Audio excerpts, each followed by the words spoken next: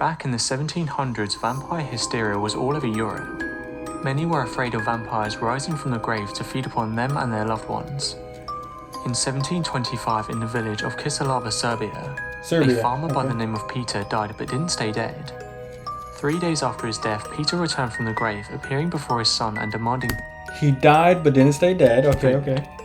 His son fed him, returned from the grave, appearing before his son and demanding food. His son seems, I mean, to be fair, like, I don't know what he's about to say, but let's imagine there's a lot of cases where motherfuckers are declared dead, and then hours later they come back, maybe minutes later, and they somehow like get one last breath of air or some shit and they're back to life. So, I mean, it could be a situation like that, so... fed him, type beat. But the next night when Peter returned asking for more, the son refused him, so Peter left. Damn, what the fuck? Hold up. The next night when Peter returned asking for more, the son refused him, so Peter left. Bro, what the fuck? So his dad died, and then like days later he came back to life apparently and came to his son for food. So of course, like imagine your dad passes out, your dad's in a coma, he gets out of the coma, you're happy to see him, of course you're gonna feed your pops. And then Pops goes home, he's like, alright son, I'm gonna see you later, alright, bet. And then Pops comes back the next day. He's like, yo, son, what's good? Can I get another bowl of soup? And you're just like, nah, fuck you. Yeah, nah, fuck you, bitch. Fuck out of my house. I ain't feeding you. Go get your own soup. Like, bro, that's cold, bro. I'm just saying, that's cold, bro. The next morning, the son was found dead. And after a few... Yo, I didn't expect that, though. Pop straight. days, 9 more people from the village were found dead. Before their death, each of the villagers complained of exhaustion and appeared to have lost large amounts of blood. So they think this motherfucker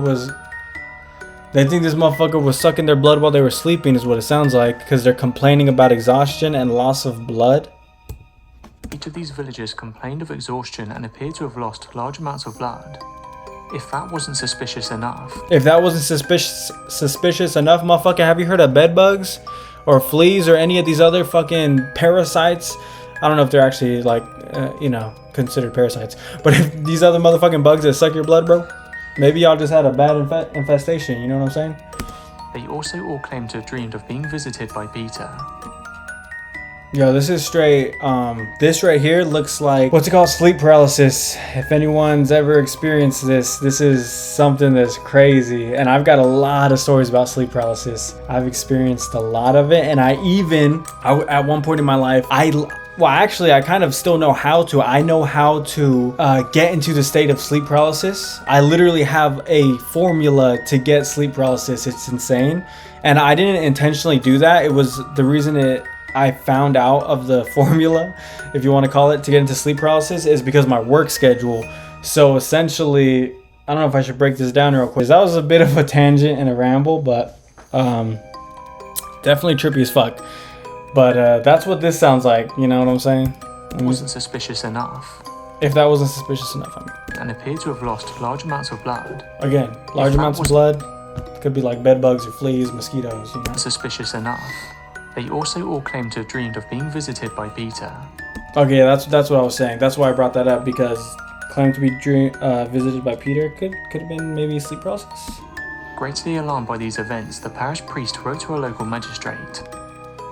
I mean, for real though, that could be very well sleep paralysis, you know, because if you already have someone terrorizing your village, and they're like this dark silhouette that people have claimed to see at night, and they're like, look out for this guy, like he's always hiding in the shadows, like there's a handful of people that have seen him out in the forest or some shit, and you have that actively in your head, like I have to watch out for this guy, he might kill me, like be on the lookout for him. And then you get sleep paralysis and you see that shadowy figure. I mean, it very well could just be you having sleep paralysis and you're assuming that shadowy figure is Peter. So I don't know. He passed on the news to a nearby commander of Imperial troops. He, 2 officers and an executioner arrived shortly after receiving the message, and they promptly set to exhuming the corpses of all who had died. What they found in Peter's grave shocked everyone. Yo, that's fucking scary. Holy fuck. Peter's corpse was perfectly preserved and his mouth was covered in blood. After the discovery, a stake was pounded into Peter's chest. Bro, that's gotta be cat. Covered in blood. His grave shocked everyone. Peter's corpse was perfectly preserved and his mouth was covered in blood. I'm calling cap. There was probably like 2 officials that did this, and then they spread the rumor to After the everyone discovery, else. a stake was pounded into Peter's chest. After this, they burned his body to ash and then moved on to the bodies of Peter's victims. These were reburied with the normal preventative measures. Yo, what? Yo, those look like dried up testicles or some shit. What the fuck? Garlic and whitethorn placed with each corpse in the grave. So that was Peter's grave. I don't buy it. I don't buy it. I don't buy it.